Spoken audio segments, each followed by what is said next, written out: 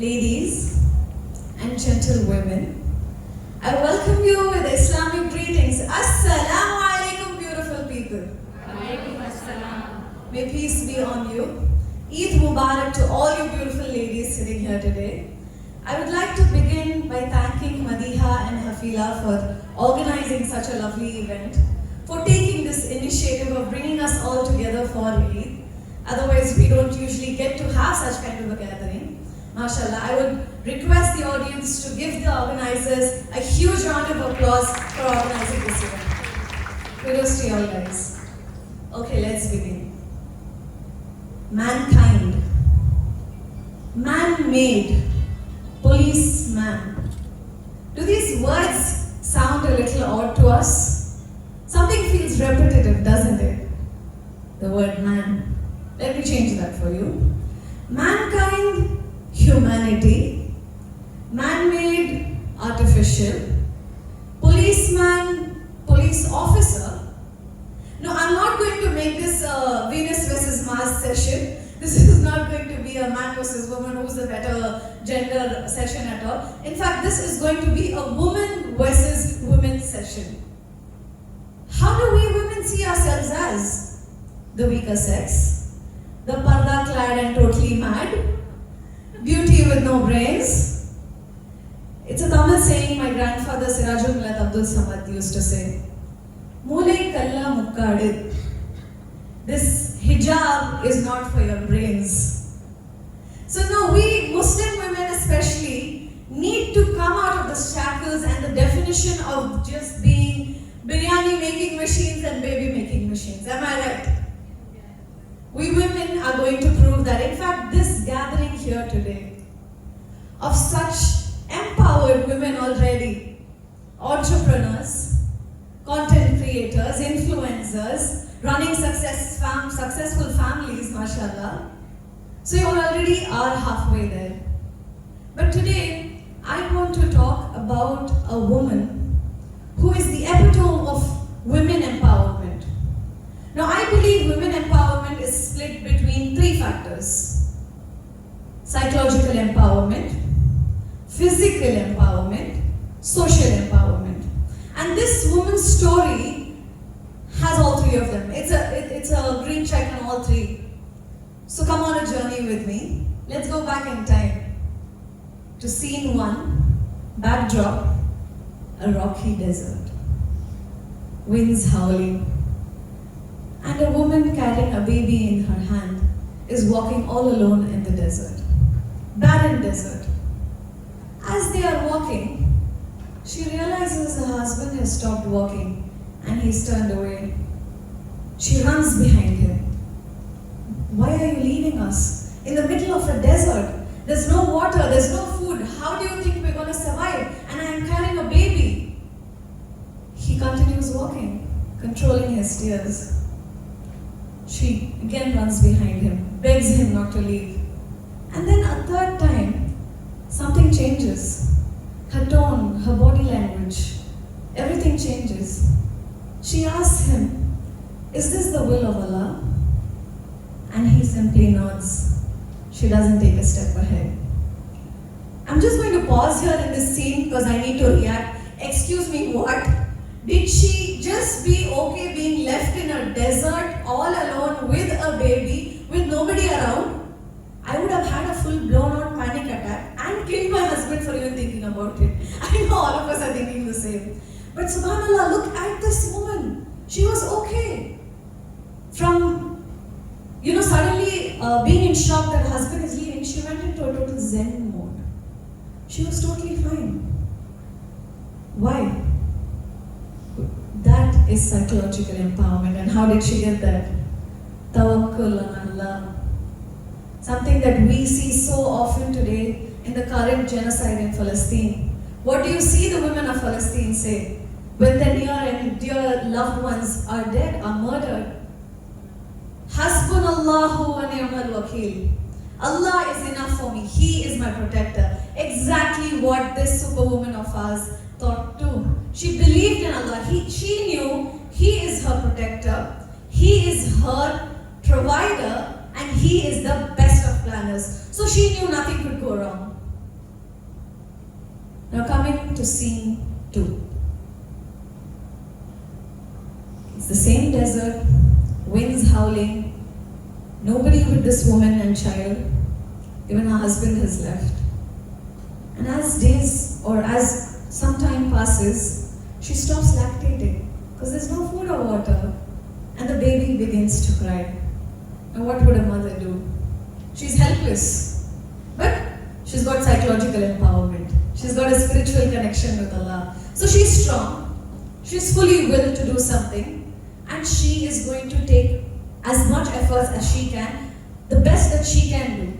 So she places her baby down and she starts running up a mountain, a rocky mountain that she sees in front of her. With no fancy shoes, no comfy Skechers or anything then. Guys, she was bare feet, running up a mountain. And if all of us have been blessed to be in the city of Makkah, we know how desert mountains can be. They're rocky. She runs up and down 7 times. I'm going to pause on this scene again. Reaction time, guys. Running up a mountain bare feet. What we casually, very fashionably, once in a blue moon say, I'm going trekking. And we come back and go into hibernation for 1 month because we tried climbing a few patches of mountain. Can't say mountain, but okay. But here we have a woman, mind you, she just came out of pregnancy. And science says that a woman takes more than a year to come back to normalcy. And here we have our superwoman begging to differ. She is running up mountains. What does this show to us? How physically strong, fit, and healthy should she have been to be able to do that? Yes, of course, Allah gave her that strength, but also it was her. Pehle dawa fir dua. She had that strength. Guilty, charged, we make as many excuses as we can when it comes to keeping ourselves healthy, when keeping ourselves fit. My excuse recently was I got married. I shouldn't be saying that excuse anymore. My sister's excuse is she can't stop admiring herself in the gym mirrors. So she wants a break. It's been 6 months since. I'm sure all of us have more convincing reasons. But look at this superwoman of our story. No excuses. She was already fit and healthy, subhanallah, which is so important for us Muslim women. The second point, physical empowerment, which completes 3 pillars of Islam. What are the 3 pillars of Islam where we require physical strength, physical empowerment? Answers please. Salah, you need physical strength to perform Salah. Hajj, you need physical strength to perform Hajj. One more. Exactly right. Fasting. You need physical strength to perform your fasting. Completed all 3 of your shahada if you're just physically strong. And the first scene, psychological empowerment. Which shahada does that complete? Which pillar of Islam does that complete? The shahada, believing in Allah. Now coming to the third scene. The husband has returned. The backdrop is the same desert, except it's not a barren land anymore. It's a full-fledged, hustling, bustling city. Houses, markets, you name it, it's got it. He's surprised. He left them all alone. How did this city come into being? As he's walking into the streets searching for his wife, he hears her name too often. And he realizes that it was none other than his wife who had founded that greatest city in the world today, the city that never sleeps, the city where you find every cuisine of the world, the city where you get to meet people from every corner of the world. The holy city of Makkah al-Mukarramah, founded by a woman, Hajara alayha salam, the superwoman of our story. Subhanallah. How did she found what? How did she do that? She was alone in a desert. So when she's running up and down these mountains, Safa and Marwa, she comes back to her baby and finds that Allah has sent Jibreel alayhi salam to provide water for them. And that is how the water, the well of Zamzam came into being. She runs towards the water and says, Zamzam, stop, stop, thinking that it may overflow. Because it was like magic. And she's okay now, she's fed the baby, she's fine. But whenever there's a water body in the desert, you find birds circling up in the sky, right? So caravans passing by pretty far away, they spot these birds. And they've crossed this route many times. So they're very surprised to see birds encircling in this location. So they come to that place and they see a woman with her baby sitting next to this pond. They come and ask her permission if they could use that water, if they could drink from that water. What do you think she said? Anybody in her place would have reacted, screamed and ran away, got super intimidated. But here instead, she says, yes, okay, you can use that water on one condition.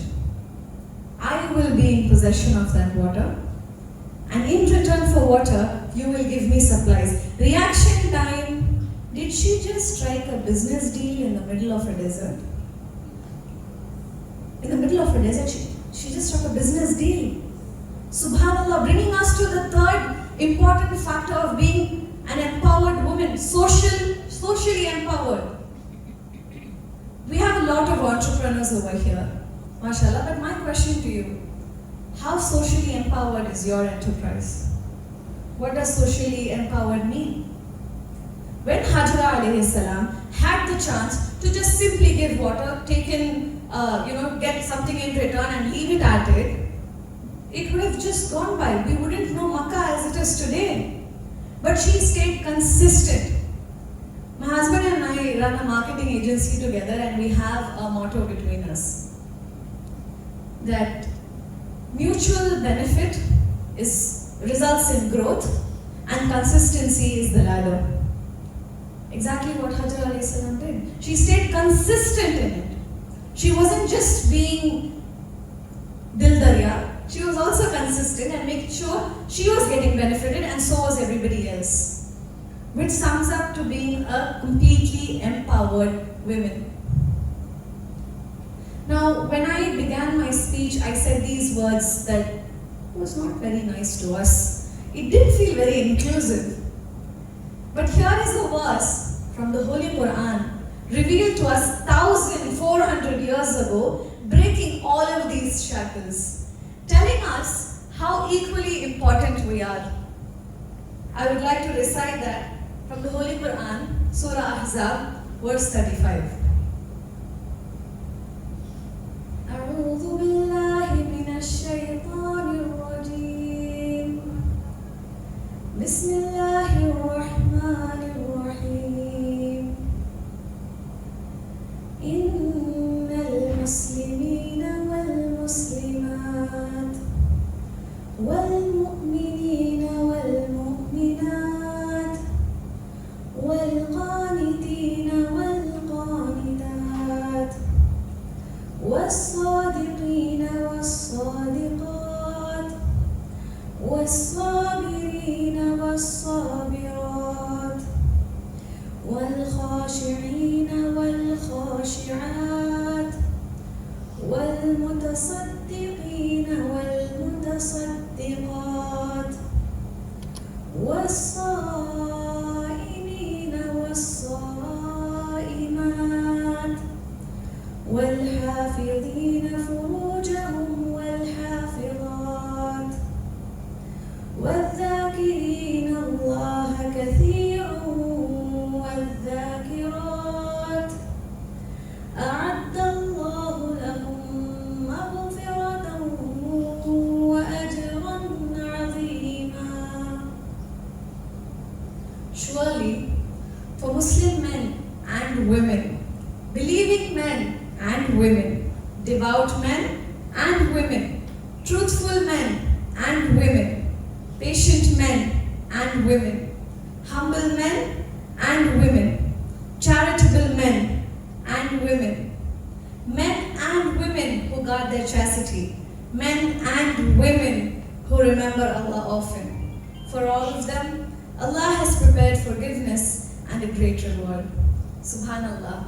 How often do we think that Allah has not given us equal importance as men? And here you have one of the most powerful verses of the Quran. In fact, it's the most rhyming and the most beautiful of the Quran as well, where He shows equal importance to women. So I request all of you here to remember any time in your life, we live in an era where false feminism is what is all about. Short clothes, feminism, confidence, oh my God. Abaya, she's being oppressed. That's the kind of fake feminism world that we live in. But we here, we gathered here, are ready to prove that wrong. That our hijab is just to cover our heads, not our brains. That we are empowered as any woman out there can be. We are not oppressed because Islam has given us that right. I would like to conclude with a little share that I wrote. अर्ज़ किया है औरत का मकाम क्या खूब बनाया है मेरे खुदा ने औरत का मकाम क्या खूब बनाया है मेरे खुदा ने माँ के कदमों तले जन्नत है ये बताया है मेरे खुदा ने मैं औरत हूँ मुझे देखो मैं औरत हूँ मुझे देखो इतिहास रचाया मेरी हया ने आज बस ये समझ लें कुंतुम खैरा उम्मा ये बताया है मेरे खुदा ने ये बताया है मेरे खुदा ने वाखिर दावाना अल्हम्दुलिल्लाहि रब्बिल आलमीन वस्सलामु अलैकुम व रहमतुल्लाहि व बरकातुहू. This is Fazila Fatima, proud to be born as a Muslim woman.